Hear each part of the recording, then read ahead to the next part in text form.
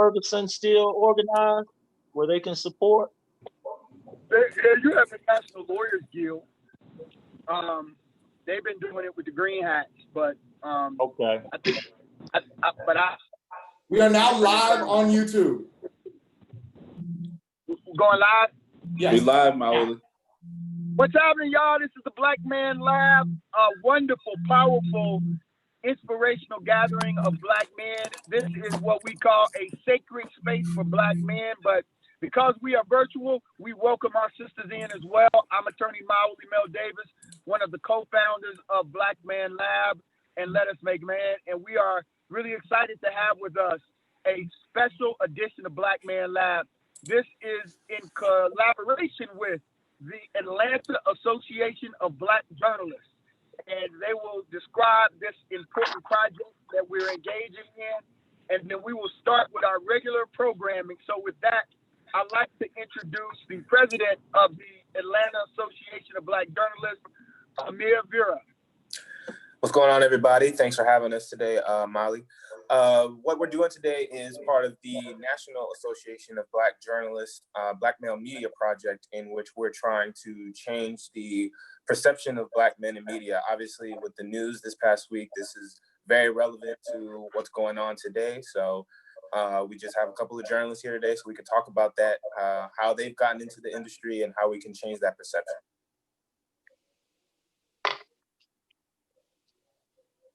All right. Mm-hmm. Go ahead, Amir. Were you going to say something else? Oh, no, I was going to say with us today, we have Leroy Chapman, who is who's the managing editor at the Atlanta Journal-Constitution, a newspaper in Atlanta. And then we have Andre Jackson, who is the editorial editor for the same newspaper.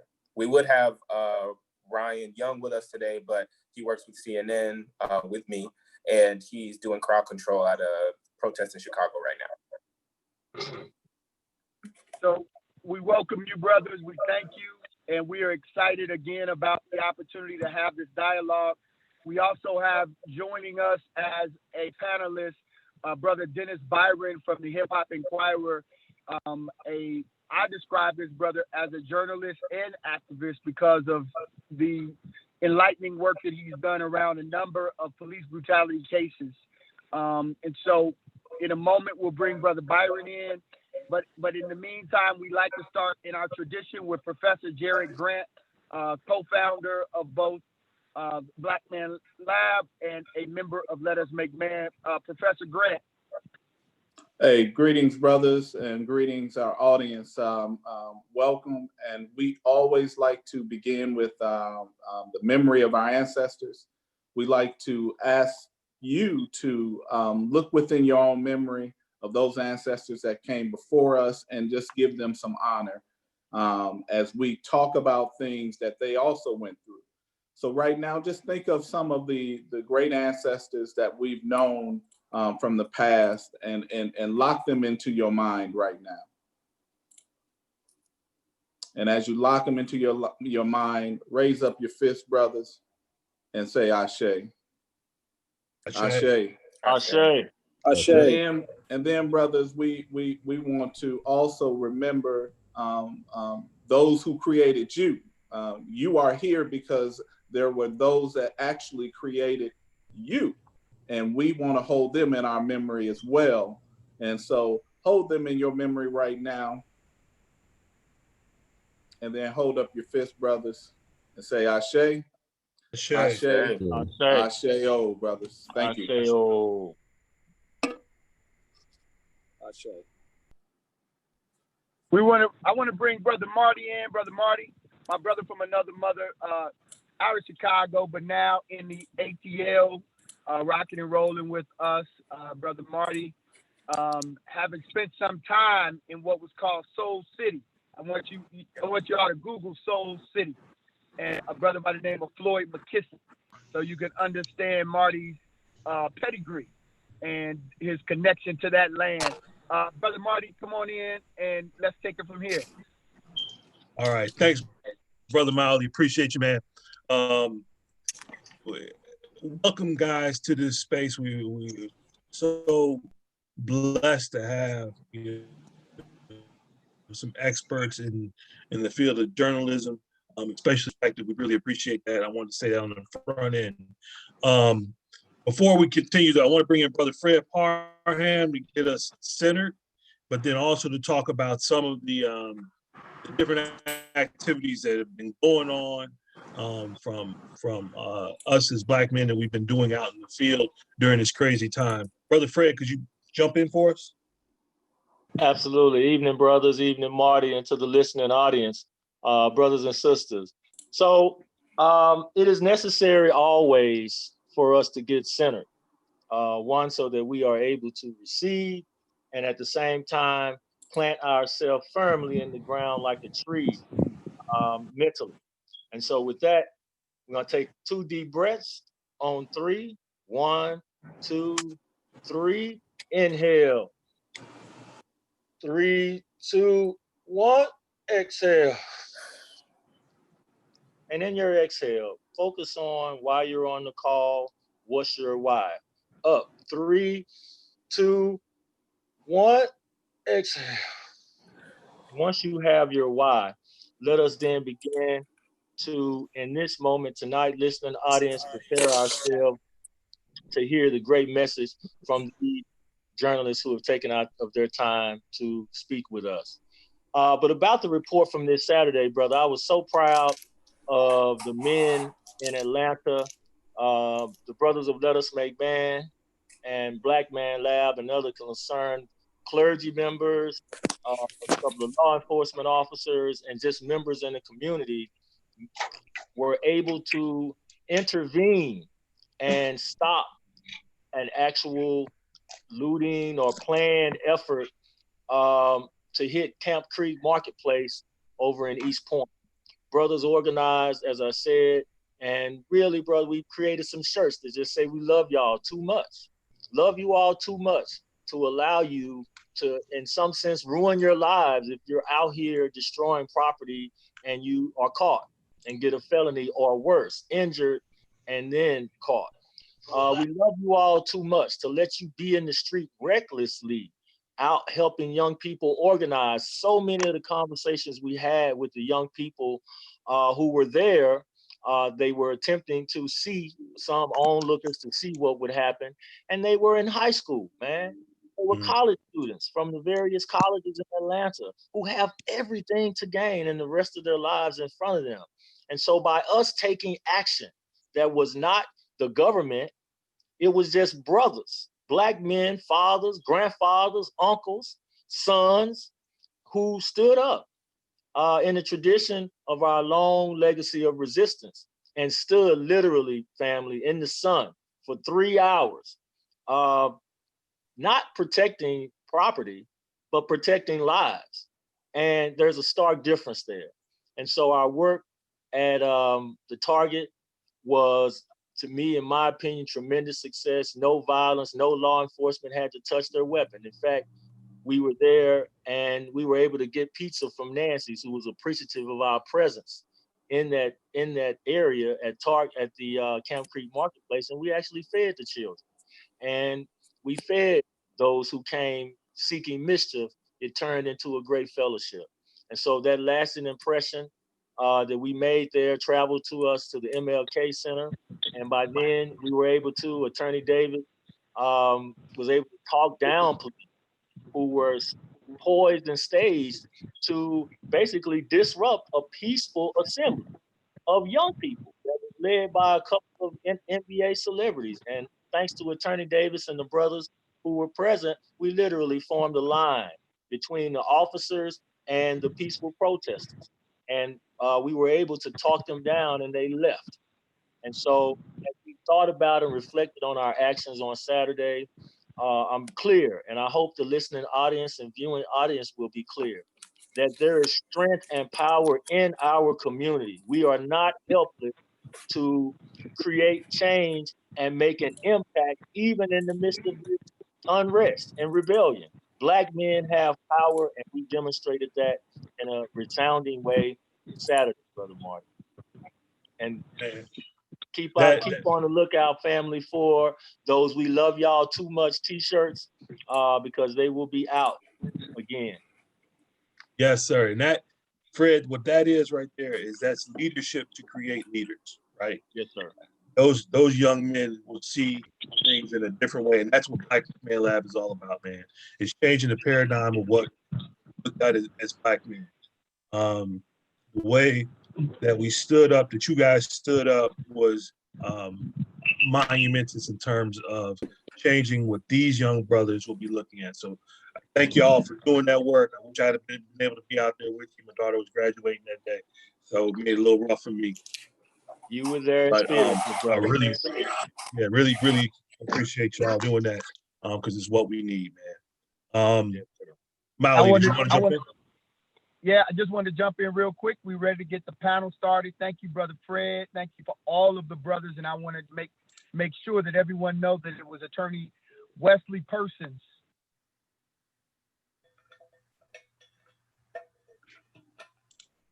Breaking up there, Molly. So yeah, Attorney Wesley Persons was, I think Molly had some technical problems, but Attorney Wesley Persons was instrumental in organizing us and enabling us to have the vision to get out there. And we pulled together the shirts and even created a forum to really compel the children to join an organization. Our whole push was, one, this is not the way. Two, join an organization to find the way.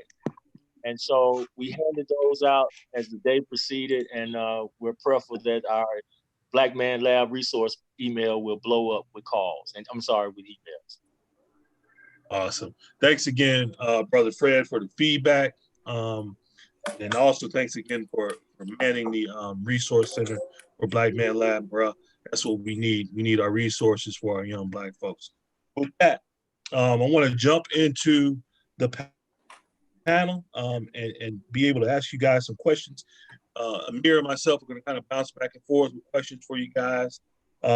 First one I want to ask for each of you, and I'll go to you as individuals, just to get what your background is and what made you want to do this journalistic work and get in media. Okay, so if you could answer that question, just give it to your background and what made you want to do the work. I'll start with you, Brother Chapman. If you could give us some feedback. Hello, I'm Leroy Chapman. I've been a journalist now for 26 years, I think. I'm from South Carolina, so I'm a Southerner. I'm a Southern gentleman. I got into journalism sort of, it was one of those things where, I don't know if it's providential or it's purpose, whatever it is, but it's a long story behind it. But I was unlikely. I didn't major in journalism, but I wound up meeting somebody who opened the door for me. But once I got in, I had the right kind of mentors who said, you should think about, being a leader, because I had some ambition to be a sports writer, and sports writing is great.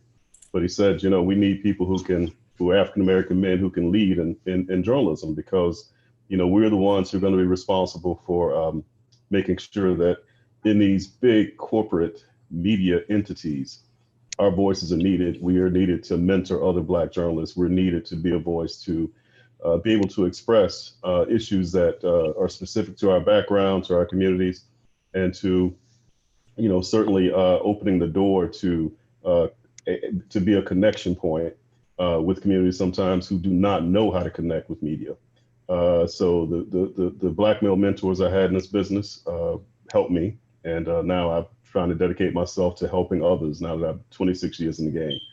And what I do at the AJC, I'm deputy managing editor. So what that means is that most of the news operation that covers hard news like politics and crime and public safety and education, they answer up through me. So it's always top of mind about how we are portrayed when you're talking about the criminal justice system, education, politics, those things. How our community is portrayed is certainly top of mind for me always. Awesome, brother. Thank you so much. We appreciate you jumping on the panel here for us today, especially with the amount of experience that you have in the industry. I'm sure you have a lot to share.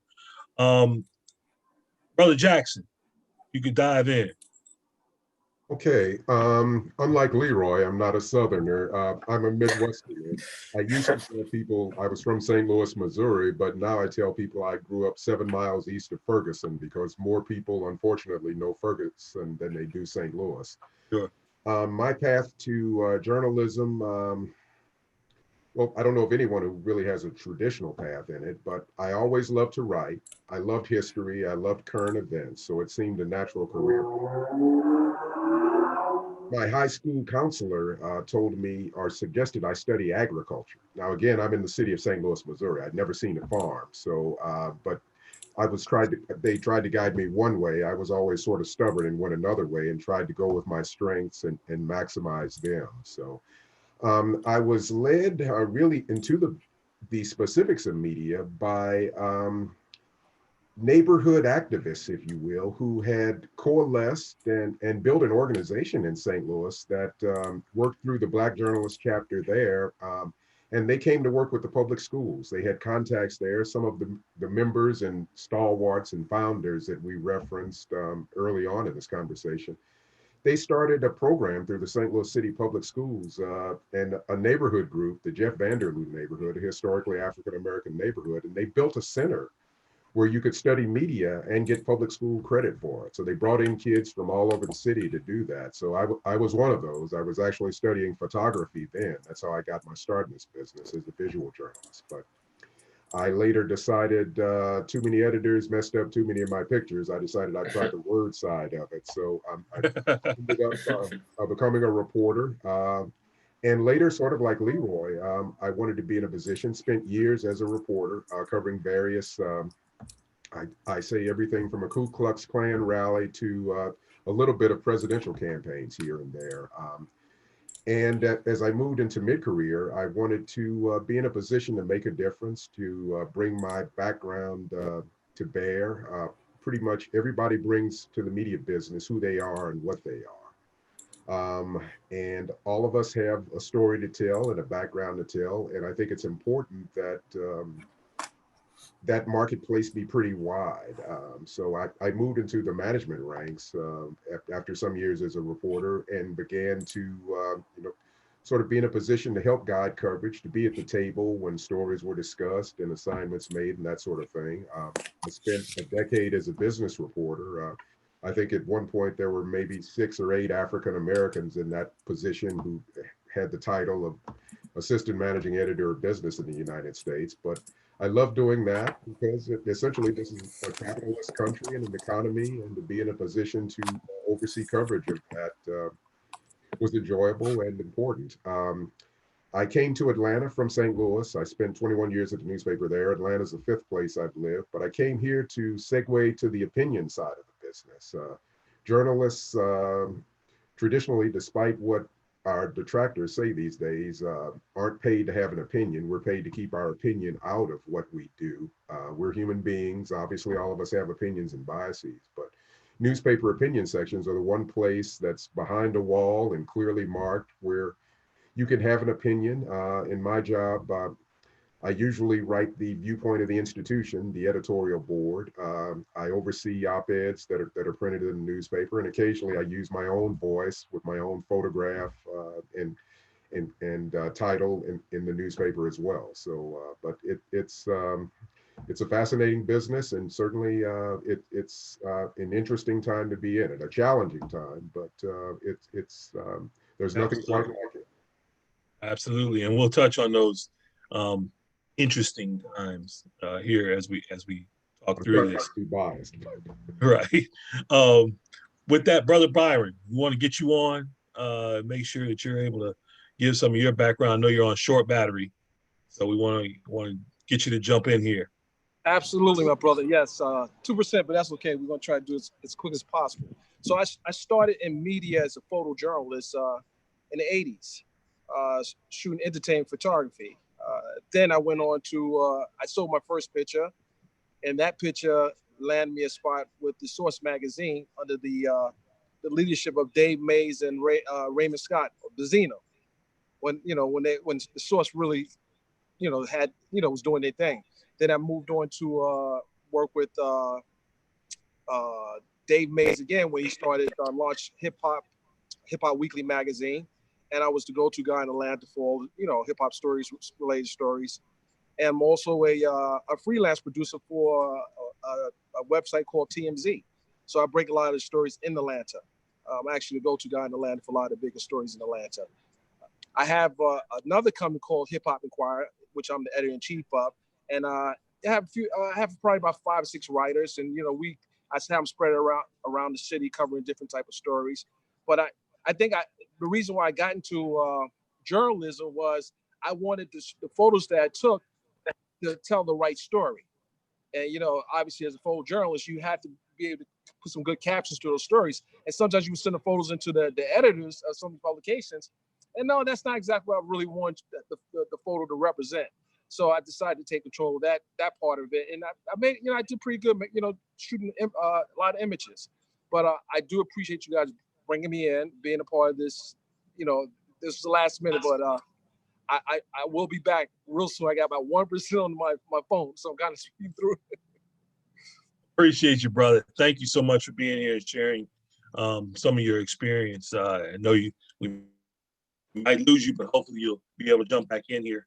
But real quickly, because I probably won't be able to get this in there, but I probably covered more courtroom trials in the cover of courtroom trials on hip hop than anybody, from Tupac to Diddy to Larry Davis wasn't hip hop, but if anyone knows the history of Larry Davis, I was in the courtroom for that very spectacular trial, and I think that it's important for me to be telling the story versus someone from not from my culture telling the story of some of the rappers and artists that get in trouble that people of color. So pretty much I think that's why I got into the journalism. Thank you, brother. Appreciate you. And how long have you been in journalism again? Excuse me? How long have you been in journalism? Photojournalism since the 80s, late 80s, 89 Okay. actually, 1989. All right. 1989. If I tell you the price I made for the first photo, you wouldn't believe it. Is that right? I said, this is the job I want to do. Well, we're glad we got you on the panel, brother. Thank you so much. Brother Amir. What's going on, everybody? I think I have the least amount of experience of everyone here. Nothing wrong with that. I've been in journalism professionally since 2014. I have a print background. I worked at a small newspaper in Petersburg, Virginia, and then I worked at a larger newspaper in Norfolk, Virginia. And that brought me here to Atlanta, where I work at CNN as a writer. What initially got me into journalism, I initially got into it in high school. I wrote for my high school's student newspaper. Funny enough, I actually did it because I wanted to get into sports games for free. But then I quickly found out that, I loved writing and telling people's stories. So I've been in love with journalism since, I want to say, like 2008. That's when I first got into it. And it's just been going on since then. I noticed that a lot of you spoke to a lot of mentors and mentoring and stuff like that. I've had a lot of people help me along the way. My high school journalism teacher, of course, and just professors and older writers that I've worked with. One specifically I wanted to shout out was Darren Simon, who used to work at CNN with me. He then moved on to the Washington Post, and unfortunately he passed away a couple of months ago. But he was a real big inspiration to me, as well as other journalists throughout my life. Awesome. Well, thank you so much, Brother Amir. I appreciate you. Did you want to ask something of the panel? I'm all good right now. Okay. Well, I'm going to ask the panel. Can you describe for us what it was like for you first breaking into the field and noticing there weren't many folks that looked like you, and what that effect had on you? We'll start with you, Brother Chapman. Yeah, it was one of those things where I really, my first job was in a little town, Sumter, South Carolina, right? So, it was a really small newsroom, but it got to be a little bit more apparent once I got to a bigger newsroom in Columbia, South Carolina, right? And so the thing that I noticed, it's just the things that I was a business reporter, for example, and, I go and I'm covering banks, and, I go to a bank and they have all their vice presidents from the Southeast region in a bank. And I walk in the room, and it was breakfast. I was the only Black person in there who wasn't serving food, and it was stunning. So I think one of the things as a journalist, sometimes it's not really what the room that I'm in, although we're rare in the room we're in. It's the access to places that I otherwise will not have access to. And I walk in and I see the lack of diversity all over our country in places where decisions are made and where power rests. So it's that kind of point of view that I think you get. And I think that's part of why, it's so important to have Black journalists, because, being a journalist is a passport to be in rooms that, a guy from South Carolina like me who grew up with nothing, I get in rooms that I never thought I'd be in. And so when you're there as an observer, you're able to have a real understanding of things like where power rests. So that was like one of the most, eye-opening things when I walk into this room where all these folks, who are a part of this bank, and it was eye-opening. I mean, it was a Southeast region. So we're talking about 5 states. There's nobody in charge, who are at the VP level and above who's an African American, and that was stunning to me, but eye-opening. And I have lots of stories like that, but go ahead. No, I was going to say, I can imagine as a press person, you wind up in these different spaces that, most of us wouldn't be in probably, Right. So that's got to be fairly eye-opening and probably it's intimidating to some, I would imagine. Well, and I'll Brother Jackson. Go ahead. Oh, I'm sorry. I just as a little follow, I'll just tell you one place too, and I think this panel will appreciate this. So I was a sports writer for a while, right? Man, one of the places where it's so stark is that on the field, we're everywhere. In the administration, in the front office, folks who are making a lot of money in regular jobs in sports, we're not there, man. It is stark and amazing. Wow. Good stuff. Brother Jackson, how about you? I concur with what Leroy said. I'm a guy who grew up in segregated schools. I'm not that old, but St. Louis being what it is, the city public schools were there was no DSEG program at that point. You went to your neighborhood school, and I grew up in an all-Black neighborhood, all-Black grade school, all-Black high school. So you move from that environment to a university that's a lot more diverse. And excuse me, you gain experience with folks who didn't grow up in the same background or same ethnicity as you, and you have to get comfortable with that. I think that starts with being comfortable with yourself and who you are. You pretty quickly learn that some of the things that are said about yourself as a representative of a group, as well as the others you're dealing with who are in other groups, aren't necessarily true. I think the Constitution, as well as Martin Luther King and others at various times, said all men are created equal. And that's true. So you realize that you have something to bring to the table, given your background, given your history. And I've done that as I've matured and grown in the business, and also gotten gray hair. You learn to do that in sometimes slightly different ways. In my youth, in newsrooms that I worked in, I was sort of labeled the office militant, because I was quick to say, well, hey, wait a minute, I think we were wrong in this, or we did that wrong, or we should have done better on this. We should have interviewed this person. We should have interviewed that. And that was fine. You get noticed. I think as I watched some of my mentors who were other Black journalists and how they did things, and other people, you sometimes want to be listened to rather than heard. I guess there may be a slight distinction there. You want to make a difference, in other words. So you learn to do things, and part of that is gaining experience in this business. People come to respect you, what you can do, and you try to bring who you are and what you've seen to the table, just like anyone else who works in a newsroom. So that it is what it is. I mean, there aren't very many of us in the media business. So there are a lot of professions that we're either overrepresented. Well, there are a lot of professions we're underrepresented in, and there are others we're very much overrepresented in. So it's but you do what you can where you are, and I think was it Dorothy Washington who said, you know, you bloom where you're planted, in a sense, and you try to make a difference every day. All right, thank you. I guess okay, I was just about to ask the question to anyone on the panel. From anyone can answer this question, but what was do you remember the first story that you did that really made you realize you wanted to do this? You really, because some jobs you take, you don't typically want to stay with it, but do you remember the story that you did that said, I can do this, I can stay in this, and this is something that I really want to do? Or a significant story that just sticks with you throughout your career, that stuck with you throughout your career? Wow. Yeah. You can go ahead, Andre. You can go ahead, Andre. Give you time to think, Leroy.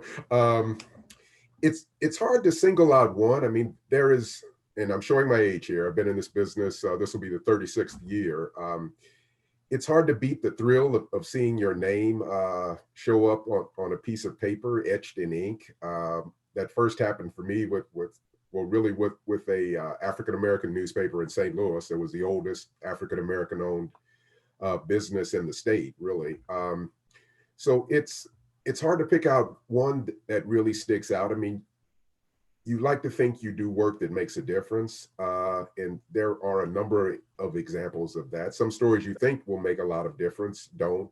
The systems are hard to change, or hearts and minds can be hard to change. But at its essence, this business is about storytelling and being there, well, bearing witness first, sort of like reporters are doing now on the streets with the activism and protests that are out there.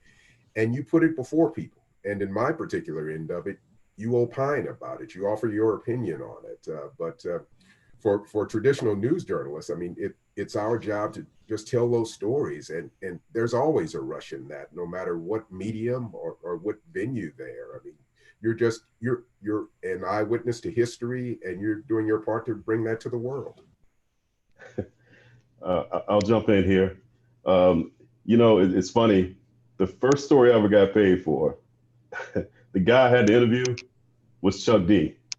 Believe it or not. The very first story I ever got money for, I got $50, I think, or maybe it's $25, was Chuck D of all people. So I was in college, and there's a black is a newspaper in Columbia, and they were looking for somebody to write for them because they wanted to establish a column, a college column. So in Columbia, South Carolina, there's the University of South Carolina where I went.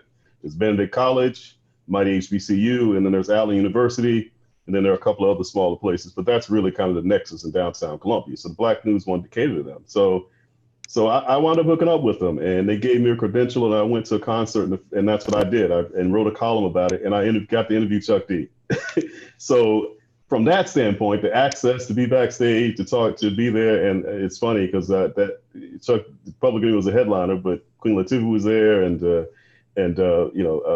Busta Rhymes, and because it was actually with leaders of the news school there. So I'm sitting back here with these celebrities, and I'm like, wow, this is what access is. So I was a little bit hooked in. Well, that was a good concert, if nothing else. Man, it was Ghetto Boys and leaders of the new school and Public Enemy and Queen Latifah and MC Light. I'll never forget. Nice. So honestly, I'll say this: the first story that I got, which one be the first? This first story I got paid for a big traditional newspaper. I was still in college. I was a stringer, and they sent me to a woman who owned this beauty shop. So Monday is a traditional day off for cosmetologists, right? So she was on her day off on Monday. She used to get little girls who were in protective custody, and she would do their hair for free.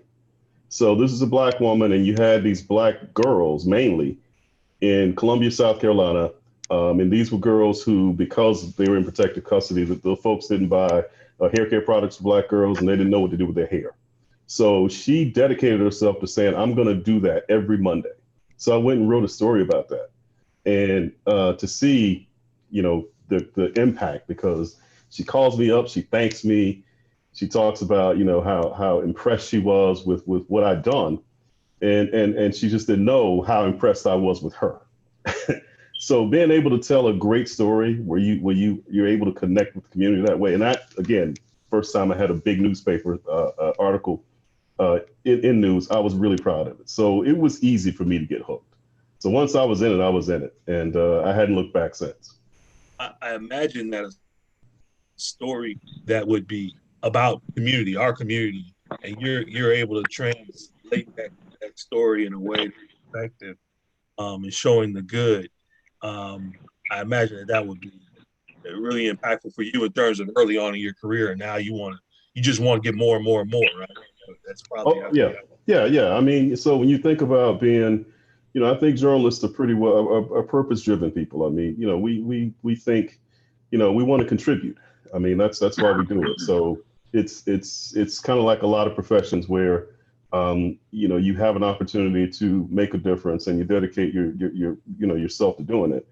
And I'm wired like that. So I was hooked from the moment I was able to do that story. And there was, beyond the little money I made, the payment for me was having her call me back and say, this was terrific. And so this is the kind of thing when you walk in, it's hanging up in the shop, and you made a difference. Good stuff. Good stuff. Brother Miley, I want to bring you in. You had something that you wanted to touch on. Yeah, man, I really am enjoying this Black Man Lab, just to hear the rich stories of storytelling, the importance of storytelling, which has always been a part of our tradition, both on the continent of Africa and coming forward, but the importance of storytelling and not losing that, even as professional journalists, that storytelling is so critically important in what we do as a people and sharing our story. And so I just want to ask the brothers, the journalists, the significance of this moment, of this historic moment with the death of George Floyd, the protests that have erupted across the country, even what they are calling rioting, we call rebellion in the tradition that I come in. What do you all see in how things have been reported? Any concerns that you have about how things have been reported, and anything you want to report to the brothers of Black Man Lab and the young brothers that are so influenced by this platform that we're on. Talk to the brothers about this moment and what you see in the reporting of it. Well, the biggest thing I see is the way the rollout of some of the mainstream media covers us and how we are depicted in a manner in which it's not true. So for example, I've covered several of your cases in court on Maui. And if I wasn't in that courtroom, some of your clients may have had a different story, in my opinion. And, I don't want to say which client, but I would just say that it was important for me to be in those courtrooms. No different than when I was in a courtroom when Tupac was on trial in New York City. So you had the New York, the Daily News. I don't know if the Post was around then, but the Daily News was covering it, and a few other local stations were covering it. But when I heard the initial report, I automatically assumed that they must have had something on this guy. But then when you heard his attorney present the case, and then listening to him tell his story, it was totally different from what it was initially reported. So it's important it's important for me to be, especially covering the two biggest cases since Rodney King, in my opinion. One that has taken over, one has went worldwide. We have to make sure that the information that's being put out there as journalists is accurate. Like initially it was a check that Mr. Floyd had, then it was a counterfeit check, then it turned out it was a $20 bill, then it was a $20 bill that actually wasn't it was real. So we just have to be very careful how we put the stories out with our people, because at the end of the day, this is history and this is our history. So we should be the best ones to tell our history. Right. That's absolutely true, Brother Byron. One follow-up question on that. Have you guys ever seen that as you're doing this work that it's being spun in a wrong direction and you've had to either step in or have a conversation with somebody else to say, that's not what it is? Absolutely. And I can give you a good example. I'm covering I'm covering the death of Shally Tilson, and I actually was one of the first. I was probably the first Black media to start covering that story in depth. So the initial report was that Mr. Tilson was banging on some doors or whatever the case is. But it turned out that he was having a mental health crisis. So I went to knock on the doors and talk to some of the people who were actually there. But if I didn't go to that neighborhood and then went to meet the family, I really wouldn't know what the story was. And then I ended up having to go to the jail and talk to some of the administration there, and the stories didn't add up. So I was getting one story from the prison, the jail. Then I was getting another story from the neighbors. Then I got the story from the family. So, I've been covering this story from, Amali could tell you, from day one. And I think that had I just went with the reporting of I'm not naming the outlets, I wouldn't have had the accurate story. So it's very important that, you don't regurgitate other people's story, but actually go out and do the work. Pick up the phone, call people, work your hooks, work your sources. And then, you put a story together that, that can stand the test of time. Good stuff. Appreciate that. And that was one of the things that I've been watching really closely, and I'm sure all of us have as Black men, as these stories come out right now, is the narrative of who's putting the story out and how they are putting the story out. Right? And it makes us be very skeptical, right? And I love to hear what you're saying, and that you're doing the work, and I'm sure the other brothers on here too are doing the work to do the deep dive research. So thanks so much for that. Brother Chapman or Jackson, you all want to weigh in about what you all are seeing in the coverage, particularly with this Black male project that the Atlanta Association of Black Journalists, the critical nature of how Black men are depicted in journalism. You all want to weigh in about what you all are seeing in journalism around this moment? I can speak. I'd like to speak to it, and I also like to speak to give you a little bit of insight into what I do and sort of what I'm seeing and the things that I certainly want to look out for. I'm the tip of the spear when it comes to this at our organization, right? So I'm the person who is putting reporters on the ground. I'm thinking about what would be our key themes for covering this. Now I have the room at sort of my disposal to be able to cover the story. So, the pillars of journalism are two things, right? It's definitely accuracy and fairness. So when you think about the flood of information that's coming, especially through social media, what you've got oftentimes is an unfiltered sort of view of what's happening. Sometimes it's very small snapshots. And what we want to do is provide the fullest picture possible. So sometimes what you see on social media is going to be one inflammatory video or picture, right? The thing that we're dedicating ourselves to is telling the whole story. And right now, the principal character in the story are African Americans, especially African American men, because essentially that's what we're talking about when we talk about police violence. It is African American men who are the more likely to be subject to that. So what that means is that we've been on the street. We've had African American journalists, some of our best, who have been out there on the street. They've been talking to the folks who were there, and they've been asking them in their own words, why are you here? And so, we have to cover all the stories. So it's not like we're going to shy away from the whole story. We're not going to shy away from the rough parts either. But I think one of the things that we're duty bound for, because we're an essential organization in the state and in the city, is that we're going to tell the whole story and we're going to get behind the whys, because that's one of the most important thing as a journalist, to get behind the why. Now, here's the rub though. You know, when you're in a room with folks who don't have the insight and certainly the background of Black journalists, sometimes you have to explain the why to people because they may not initially get it. And that's why it's valuable to have a diverse room, is because if they don't have that insight, you're there to provide it. That's your job. So right now, be on the lookout. We've got some of our guys who are working furiously to really paint a complete picture of the why.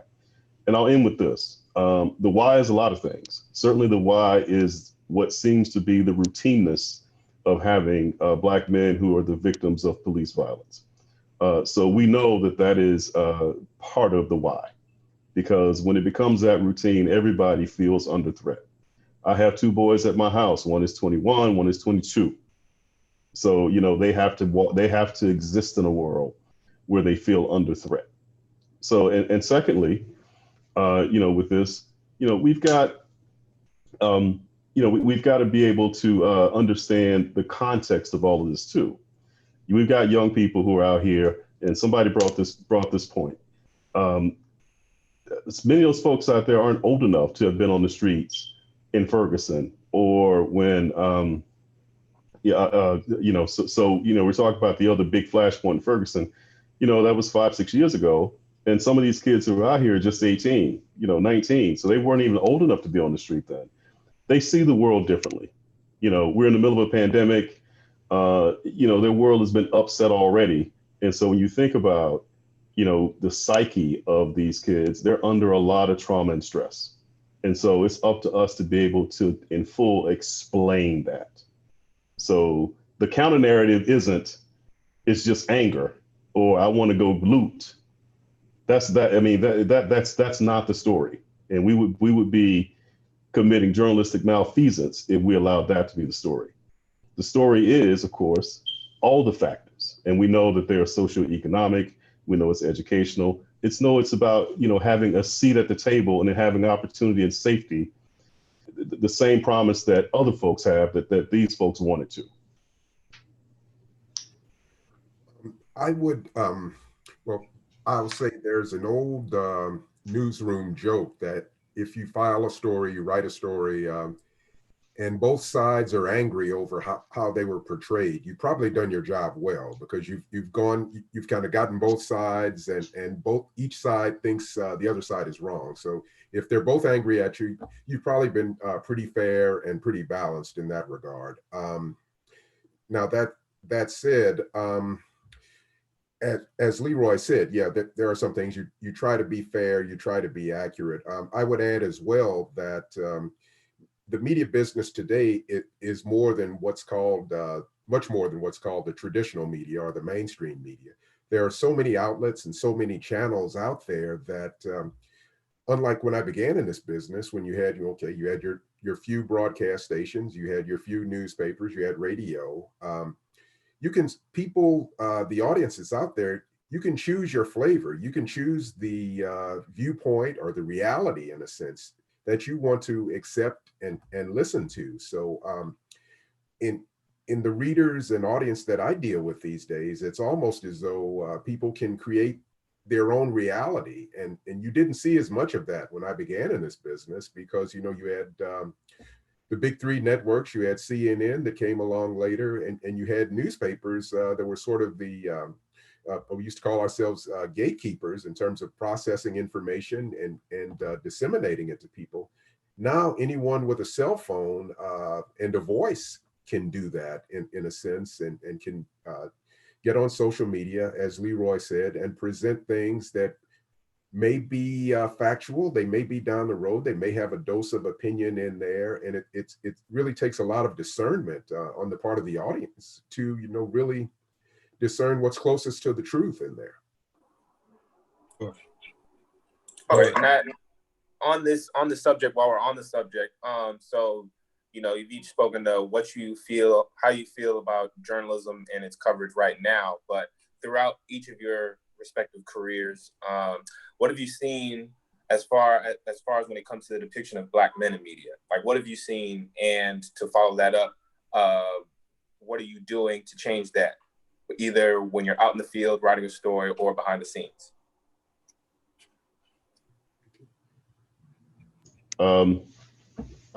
The most, I think the most popular Black man in America right now, maybe the world, is Barack Obama. I got to cover the rise of Barack Obama when I was in South Carolina. So when you think about, the moment that he sort of became a viable candidate is when he won the South Carolina primary, if you guys remember that. So harkening all the way back 2008. Well, Barack Obama was in South Carolina probably 18 months before then. So, I got to be around when he was in empty rooms and nobody knew who he was. And they were begging us to come out and cover this guy from Illinois that none of us knew. So, I use that as a setup to say that, I just remember how he challenged, of course, a lot of conventions. And of course, I think that's why it's important for African Americans to be in a newsroom, because again, that issue of fairness, would always come up, because the question is, will we ask the same line of questioning of a white candidate sometimes? And so, if you're a news organization and you want to treat all candidates the same, of course you think about, would I ask this question of a woman? Would I ask this question of a white candidate? So, it's that kind of thing. I think if you took that and you thought about, us covering African Americans locally who are in leadership, or just people that we might cover over the course of business, because we cover things like education and local government, we have to ask that question. I mean, will we make the same assumptions? Will we ask the same questions that we may be pursuing with African Americans, because we make assumptions? And that's a major thing, because it's a major thing in our country about assumptions. And city journalism should always be better than that, because we don't operate on assumptions. We operate on fact, and we operate on fairness. So, when I think about my contribution as someone who oversees, a lot of journalists, it's basically, setting the tone for fairness. And so I think that, you can't be in Atlanta, Georgia, and not have a good understanding of, what, our history. And certainly you don't make the same assumptions as people who aren't familiar. So this is a place, if you're a Black journalist, that you probably have it best, because I think that the tone is set in a room like ours. And that's not the case with journalists and other Black journalists in other places, and even places I've been. I think as well, the image of Black men, if you will, all of us, no matter our profession, are in position to impact that. I've worked with people who probably thought in other places other than Atlanta, Atlanta being what it is probably the most diverse city in America, if not the world. But I mean, I've worked in markets where there were folks who didn't have very high expectations of you because they didn't think you belonged where you were as a Black person and as a Black male. People have been amazed in talking with me. Well, I've been amazed by the number of people who come up to me and will start in on a conversation about sports as if I know every athlete and every game and every sport that's out there. Well, I'm really not a sports fan in that sense. So people are sort of shocked, like, well, wait a minute, you're Black, you're 6'1", what do you mean? You must have been a high school athlete or something? No, I most assuredly was not. I was a kid in the library there. So, I mean, I say that to say all of us have to live by example in whatever profession. We have to show the excellence that our ancestors historically have demanded of us all. When I think of my parents who went to the same school that I went to, I mean, they came out of high school, an all Black segregated high school, with pretty much a head start on doing whatever they wanted, because the teachers were trying to prepare them generations ago to succeed in the world, to stand on their own 2 feet, men and women alike, and to be part of a tradition of excellence that our churches, our neighborhood organizations, our community groups should demand of us. And I think that's what we carry into newsrooms, in that perspective. Not all of us have the same perspective. Someone who grew up in a different neighborhood than I did as a Black man, they would have a different perspective and come to things differently than I did. I mean, I once worked with a Black guy who had lived and worked in France for a while. So, I mean, he could approach things, he could throw in French phrases in with people. And sometimes that surprised some folks. Okay, what's he doing over here? But I mean, all of us bring something to the table with our life's experiences. And in the case of where we are at this point in the history of the world, our ethnicity. Very good. Appreciate the feedback, brothers. I want to jump in real quick I got a question from social media. Actually, it's from a person by the name of Trefinia Bailey. And the question is, are any of you involved in efforts to recruit more Black men to the news / media industry? And how can we get middle to high school age boys more involved? Well, for me, I'm always looking for, I've been looking for typically someone who's first year college, but I want to start a program where I can start getting youth from the 10th grade and up. And I would like to give them an opportunity to mentor with maybe one of the writers, and then perhaps come on board when they get into a college or something, just to keep it going if this is the career they want to do. I tell people, journalism is photography, it's writing, it's doing research. So just see, meet them where they're at, and then give them the opportunity. So if anyone wants to really, become a part of the team, just shoot us an email at I'll just put the information. Can I put it out there now? Yep, absolutely. Yeah. So just shoot an email to jobs@hiphopinquirer.com, jobs@hiphopinquirer.com.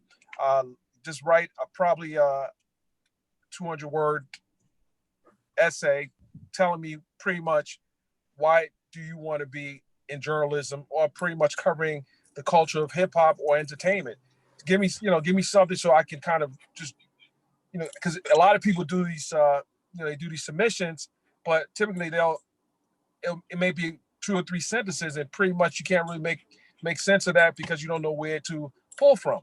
So just go to the website, hiphopinquirer.com, and we have a section called internship on the website, or jobs on the website, and they'll break everything down, what we're looking for, the different areas of what we're looking for. Or if you're a graphic artist, with the new media, it's so many different opportunities are open to tell a story. Video editor, so pretty much just use that email address to reach out to us. Yeah, awesome. What we'll do is we'll get that on our website, and in that way, it'll be part of our programming as well. We can put it down there as and a link for folks as well. So thank you so much. Appreciate you, Brother Byron. Other brothers. I would add. Go ahead, Leroy. Thanks, Andre. I'm sorry. So there's a great organization here in Atlanta now called Vox ATL. I don't know how many of you guys are have heard of Vox, but they do wonderful work. And it is, young men and women of color, I should say, or young people who are high school age. They're learning journalism on the job. They've got a publication there. They've got podcasts. They put out a printed product quarterly. And there are, African Americans, several African Americans who run it, or who help run it, I should say. And, they've got a foundation, and they get a little corporate money, but it's a great, great opportunity. And these kids, wind up going to fantastic colleges. And my 17-year-old daughter is part of it. So if you want to think about right here in Atlanta, a journalism experience for someone who aspires to do it, who's in high school, voxatl.com, go there. They are the folks who right now are, getting mentorship from professional journalists and being allowed to do it.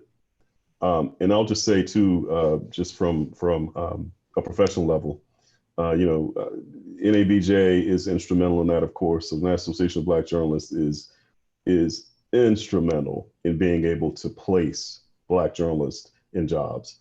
And I'll say this, there are a number of kids who are matriculating in colleges here who are at Morehouse and at Georgia State, at Kennesaw, and University of Georgia who are looking for internships and jobs. And we have an internship program at the AJC, and we work tirelessly to find kids who can fill those slots. And it's a competitive thing, but these kids, when they get in there, they get launched. In fact, we had a young brother who was last summer. I just hate this summer we don't have one, but he left us and went straight to the LA Times. So It's happening. Yeah. So he's at the LA Times now. Awesome. So anyway, so that's our internship program, certainly NABJ, and I would just say at the high school level right here in Atlanta, Vox ATL. I would back things up just a little bit. I agree with everything both the previous gentlemen said. One thing I've been struck with in working with young folks through the years and rearing two kids myself is I think there's a tendency in our community to start late in high school trying to figure out what you want to do. I would actually back that up and say, well, it's almost like they say, and it's true, I guess, by the time you're in the third grade, you may already be too many of us in the prison pipeline. I would say certainly by middle school age, we really need to urge our kids through whatever channels we have to start to find out what you're interested in, and start broadly, and you can later narrow it down. But I see a lot of young folks who get to be juniors or seniors in high school and then decide they want to do something where your grades might not be in shape at that point to get in the school you want to be. So I would start earlier, just urging young folks to be curious, to start reading, to start paying attention to news sources if you're interested in things. As I look at my colleagues, most of whom were not people of color in this business, they started off because somebody said, hey, you're good at writing, or your teacher said this, or you're good at photography, your voice may be good for broadcasting. And somebody guided them that way. African-American kids oftentimes don't have that unless they happen to live next door to Leroy or myself or some of our peers. But I would urge anyone, since we're kind of on a national forum here, to start, again, where you are. Schools tend to have publications in middle school or high school. My daughter, she worked for her middle school broadcasting outlet for a while to figure out, just long enough she didn't want to do it. But those are opportunities that our tax dollars are paying for in our schools. They have good equipment, they have good cameras, and you can, as a young kid, to do that. And I don't know that a lot of our kids, I certainly didn't take advantage of all the opportunities that were like that before me, to go down to the school newspaper or the school radio station in middle school or high school and start pursuing that. Also, I think it's important to realize that people love to talk about what they do. I've never met in journalism, one of our trade secrets is people love to talk about themselves and what they do. So I think there's a place to be, if you're a kid interested in journalism, start following the media business and email somebody in it. You never know what'll happen. I get probably 100 or 200 email a day, but sometimes, things will be answered back. There was a kid in Chicago who wrote me once when I worked in St. Louis. I don't know how he figured out what I did or something. Hey, I've written it. And this was before the internet. He actually penned a letter to me, and I wrote him back, and said, well, hey, here's, some things I hope you do, or such and so forth. But it's never too early to start in that regard. And I would certainly urge folks to look at NABJ, AABJ. Many cities have workshops to try to train high school students once you get to that point, or give you kind of an opening to get into the business. I certainly took part in those programs. I later worked in them, and people sort of gained connections through those networks, hooked me up with scholarships, helped me pay my way through school. So, it's that old mentor protege thing. So, I mean, you each one teach one, and Sure. try to reach one. Sure. And that's the essence of what Black Men Lab is all about. We are simply trying to provide education, resources, giving our young Black men a jump start on what you were just talking about there, Brother Jackson, in terms of hey, start a little earlier, and here's some information that you can start with, whatever the industry is that folks want to get into. Today we're talking about journalism, but this applies across the board. We want to give our young Black men information that they normally would not be getting. Unfortunately, it's just how our communities have worked over the years, but we're trying to change that whole mindset with what we do here at Black Man Lab. Couple of quick things. We're up against the clock. I want to get Brother Amir back in here to ask a question.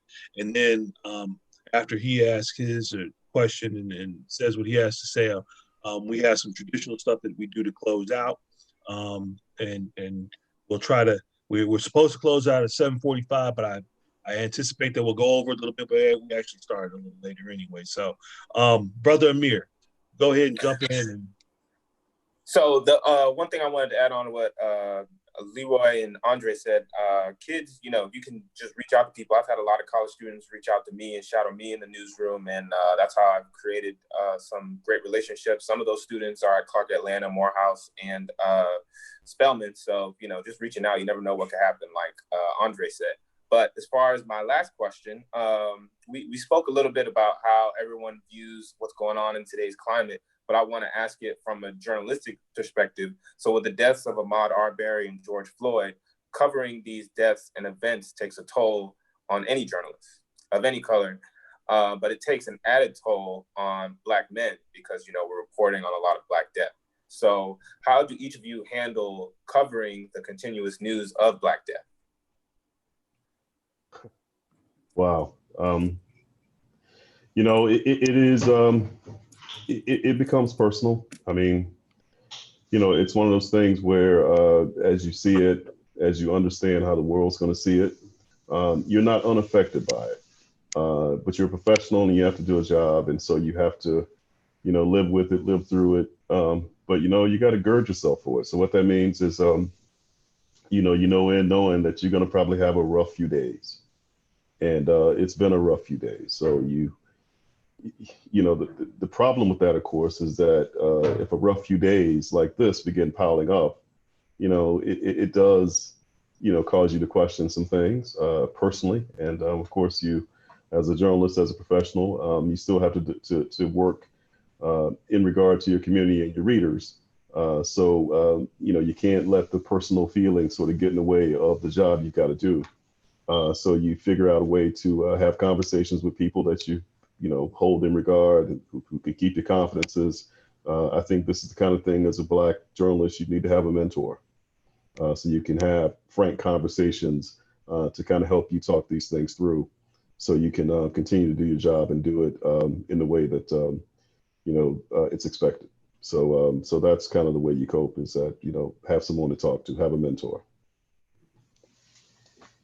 Absolutely. Having a mentor is the key, because some of these stories, you know, because if you have a child and you cover a story about a teenager, it's very personal.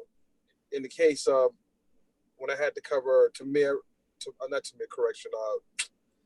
Martin's death in Sanford, Florida, and it really, really pained me to listen to the excuses that Zimmerman were his defense. And I'll say this now, since the case is over with. He and I stood side by side, and I wanted to react in a certain way. I said, no, I got to be professional about this. He stood really, like, right there. I'm like, I wanted to ask him, so why did you do it? But his, I guess his attorney, Mark O'Mara, was very, I guess, trained him not to say anything, but that was really hard. That case was really hard. You know, this young man went to the store to buy a drink and some candy, and I think about my kid going to the store, just getting some candy, you know, when he was young. So that was personal. But you got to talk to someone. You have a mentor. I think that's the best way. You can't keep it in. It will kill you. It will kill you.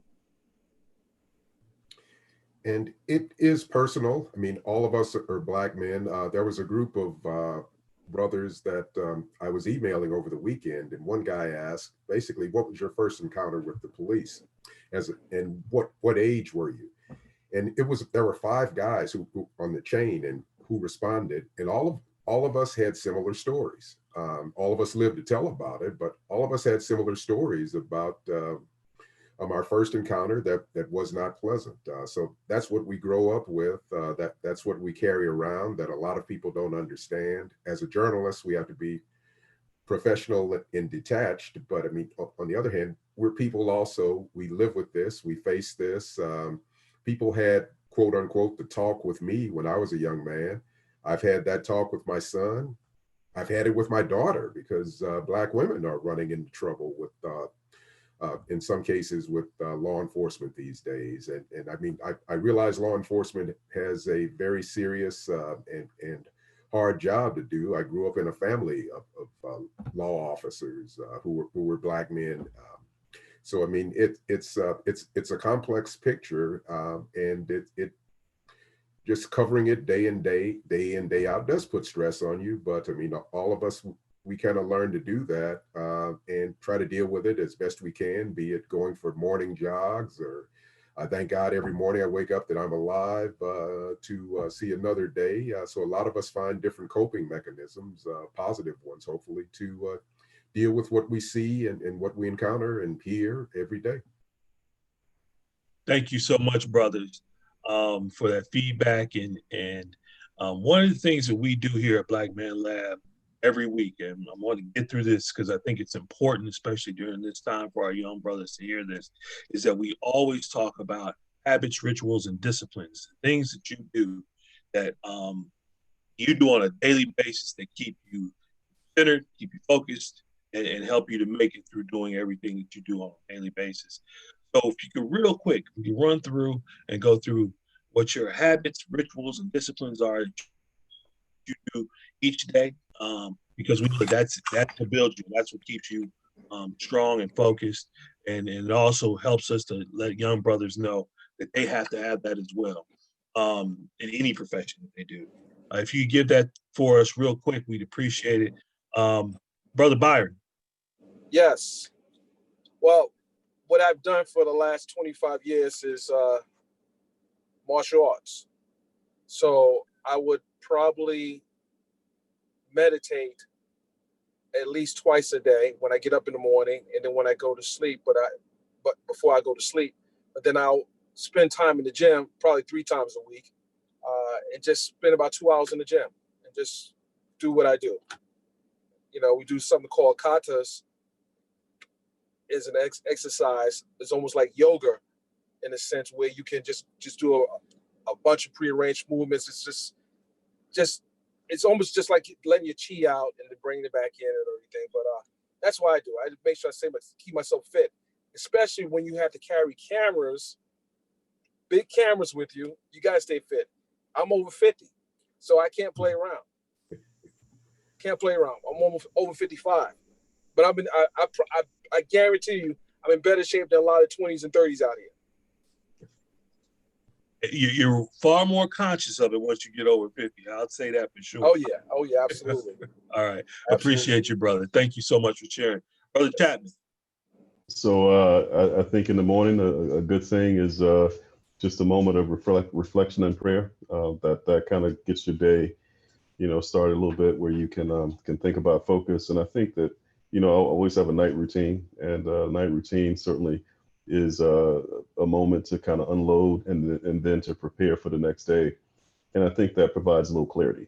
And so those are the 2 things. And I know they're centered around, getting up and taking rest, but those 2 moments are pretty important. I got to get on the fitness train though. I feel shamed. We all do. Well, if you're in the Atlanta area, I'm in Tap Out Fitness. Just shoot me a text and we meet me up Tap Out. We got the bags, we got the ropes, we got the speed bags, so you can just and you be my guest. All right. I'm That's good stuff. That's good stuff. That's their brotherhood. I love it. Brother Jackson. Well, like Leroy, I try to begin my day in prayer.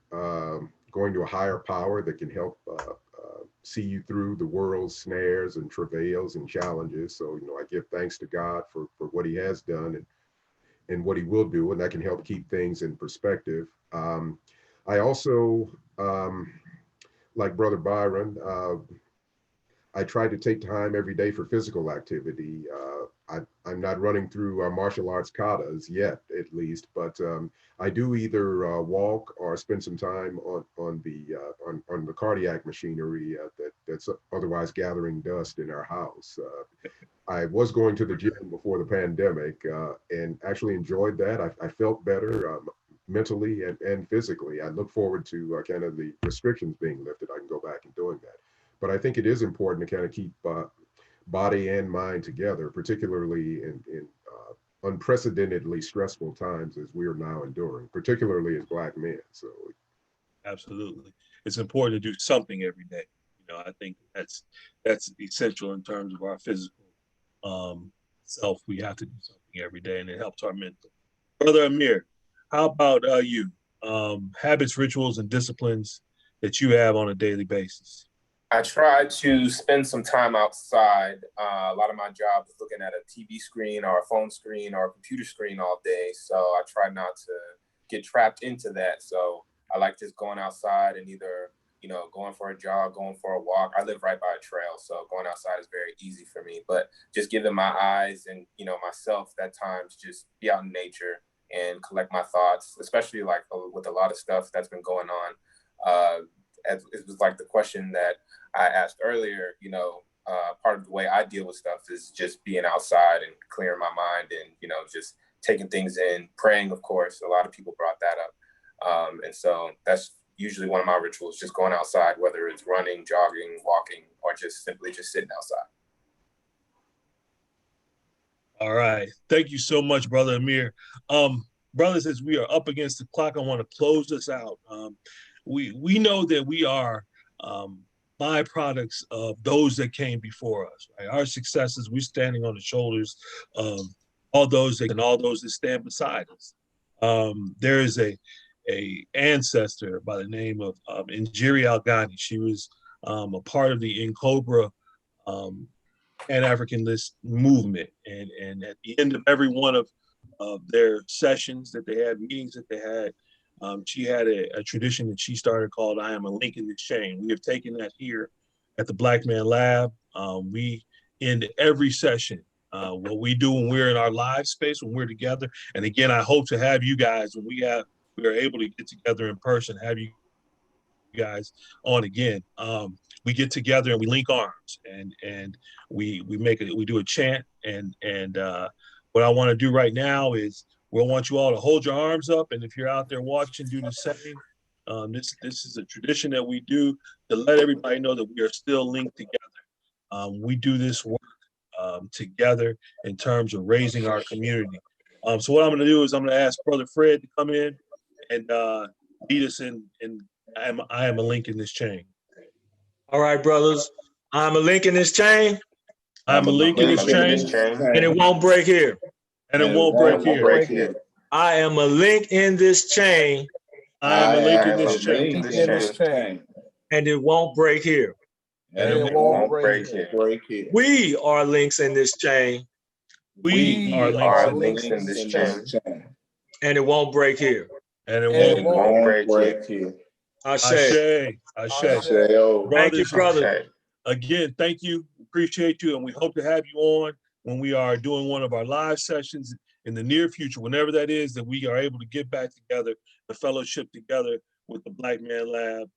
We would love to have you guys back in as both participants as well as audience members and mentors for our youth, man. So thank you so much again. Thank you. Thank you.